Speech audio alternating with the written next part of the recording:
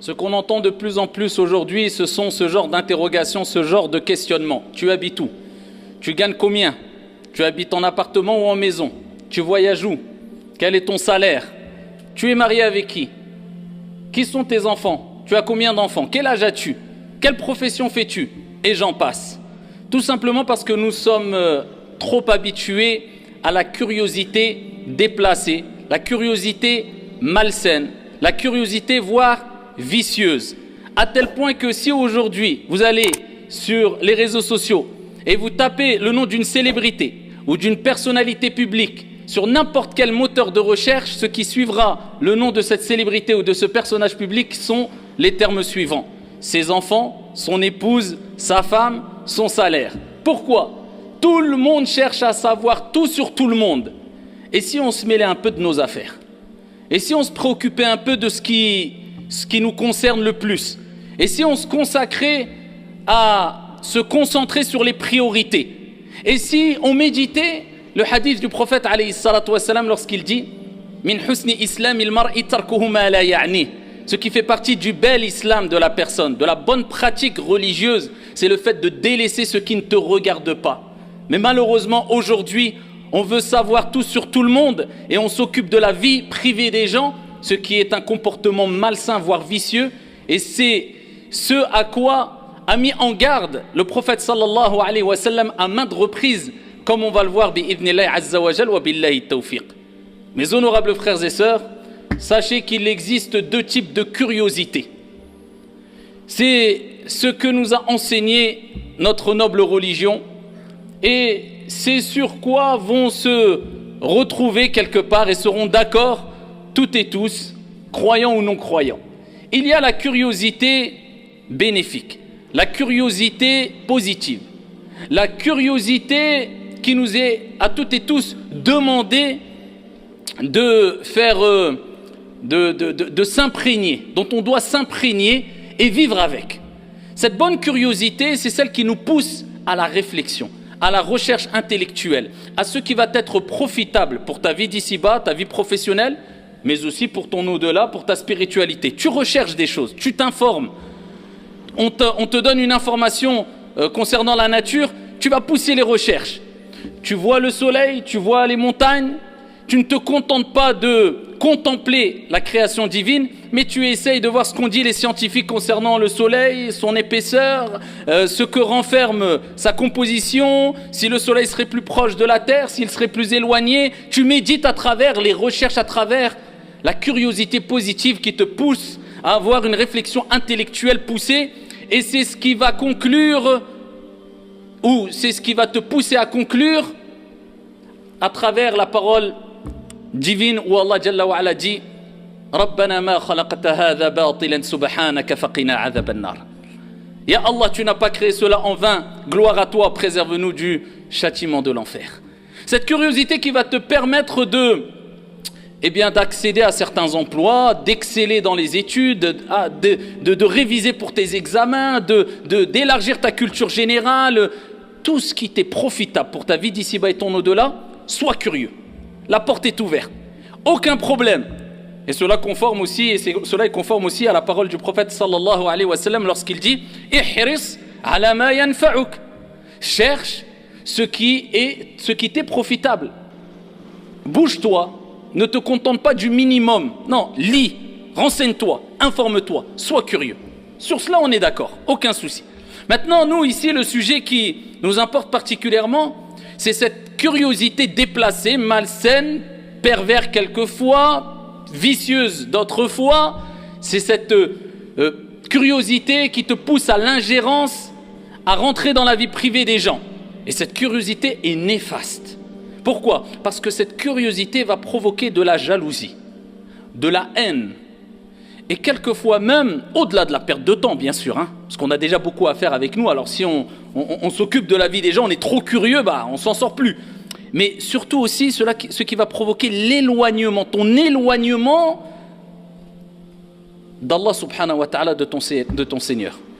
C'est pour ça qu'Al-Junayd, rahmatullahi alayhi, disait, le signe qui montre, qui prouve que le serviteur a été éloigné de Dieu. Allah. C'est-à-dire, Junayd te rappelle que ça c'est un signe qui montre que, et qui prouve que Dieu s'est éloigné de toi. Tu t'es éloigné d'Allah. C'est le fait que la personne se consacre et se concentre sur des choses qui ne le regardent pas. Quand tu vois une personne qui se préoccupe de ce qui ne le regarde pas, jour et nuit, matin, midi et soir, tout au long de ses journées, voire tout au long de sa vie, sache que c'est un signe que Dieu s'est éloigné de lui. Pourquoi? Parce qu'il s'est éloigné d'Allah subhanahu wa ta'ala. Il l'a provoqué, il l'a cherché, eh bien Dieu s'est éloigné de lui. Au lieu de se consacrer et se concentrer sur l'essentiel, sur les priorités de sa vie. Il a délaissé l'essentiel, eh bien Dieu l'a laissé noyer dans ce qui est superficiel, dans ce qui est éphémère, dans ce qui ne va rien lui apporter ni ici-bas ni dans l'au-delà. Et c'est pour cela que le prophète sallallahu alayhi wa sallam nous a donné des enseignements qui nous permettent d'avoir ici une préservation, une protection, un écran, une sécurité si tu veux, entre toi et la curiosité malsaine. Et il nous a donné des recommandations. Et parmi ces recommandations, ils sont nombreuses, mais je citerai simplement un hadith où le prophète sallallahu alayhi wa sallam, du moins une partie du hadith, où le prophète alayhi salatu wa sallam a dit « Allah agrée pour vous, aime pour vous trois choses et déteste pour vous trois choses. » Et quand il a parlé des trois choses qu'il déteste pour nous, qu'est-ce que Dieu déteste pour nous? Qu'est-ce que Dieu déteste? Et qu'est-ce que Dieu, eh bien, à travers ses recommandations, nous recommande? S'éloigner de ces choses-là détestées par notre Seigneur Tabaraka wa Ta'ala. Quelles sont ces trois choses? Il nous dit, alayhi salatu wa salam, qila wa qal, wa kathrat as-su'al, wa ida'at al-mal. Les on-dit. Ah, les on-dit. Comment vivrions-nous sans les on-dit? Quelle ambiance auront certains chez eux s'il n'y avait plus les on-dit? Quelles seraient les conversations, les cercles de discussion si certaines personnes, on les prive des on-dit? Ils ne sauraient plus quoi dire, malheureusement. Ils ne sauraient plus quoi dire. Qila wa qal, hada dar, hada fa'al, hada safar, hada. Celui-là s'est marié, il a divorcé. Tu sais pourquoi il est divorcé? Non, c'est lui, c'est elle. Ah non, il gagne combien? Il a fait un business. Ouais, mais il a fait un crédit ou pas? Ah, je sais pas. Ah, il est parti où? Il habite où? Dans une maison ou dans une villa? Ah, moi, on m'a dit ça. Combien de fois on les entend ça? Hein? Allah, il cache quand on a ce genre de conversation. S'il les montrait au grand jour, on n'oserait même pas sortir de chez nous et montrer nos visages. Surtout en face de ceux envers qui on a parlé ou on a critiqué ou je ne sais quoi encore. Troll sokrasek. Vous connaissez tous cette parole-là. Occupe-toi de tes affaires. Qila wa qal, les on dit. Wa kathrat as-su'al. Regardez la sécurité qu'il met, qui nous recommande le prophète alayhi salatu wa salam d'avoir l'excès de questions. Même au nom de la religion. Même au nom de la religion. Pourquoi? Parce que tu risques de poser des questions dans ce qui n'est pas prioritaire et qui ne t'est pas utile. Est-ce que les extraterrestres existent et après ils existent? Ça va changer quoi à ta vie? C'est quoi? Tu vas gagner le paradis ou l'enfer si tu sais qu'ils existent ou ils n'existent pas? Oui, mais moi j'ai entendu qu'il y avait un chien dans la caverne avec Ashabul Kahf, les gens de la caverne. Allah en a parlé dans le Coran. Mais c'est quoi comme race de chien? Et il est de quelle couleur le chien? Ajib. On fait 7 tours autour de la Kaaba. Pourquoi on n'en fait pas 8? Pourquoi on n'en fait pas 6? Pourquoi on en fait 7? Ajib.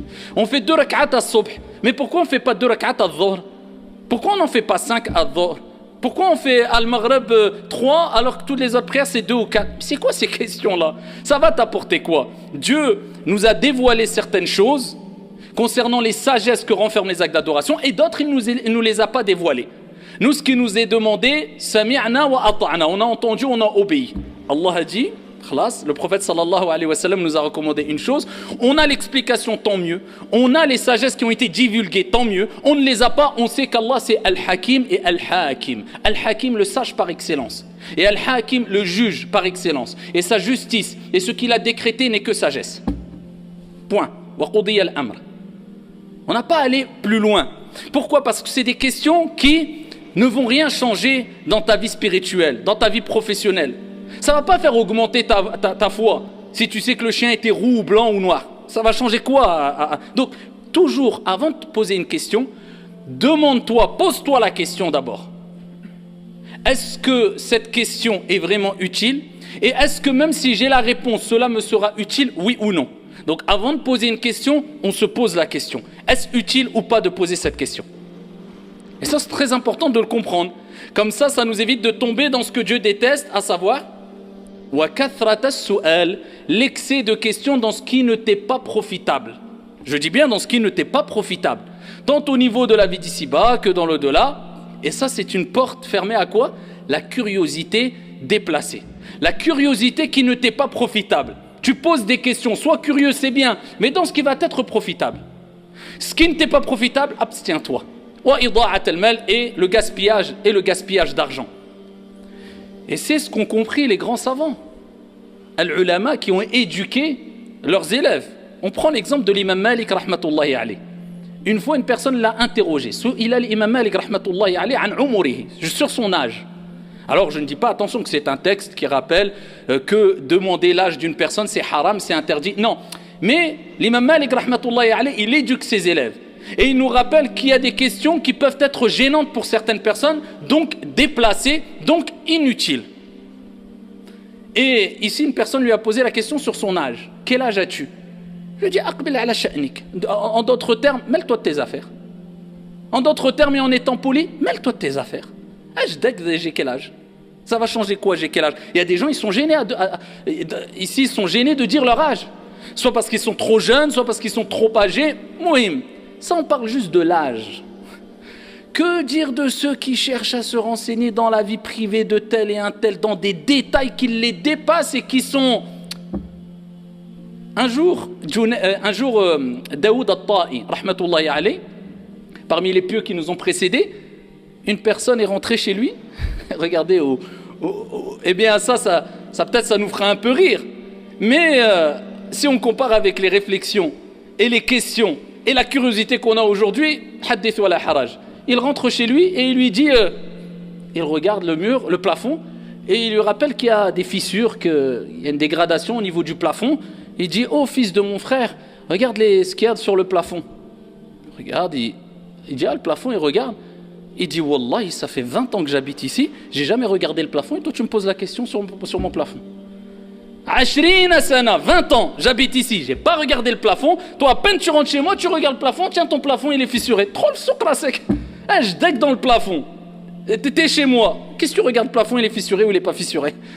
Ah, ça c'était regardez les gens qui se... Même chez lui, bon je dis pas attention, hein, des gens ils vont utiliser ça pour dire, t'as vu, il faut être négligent.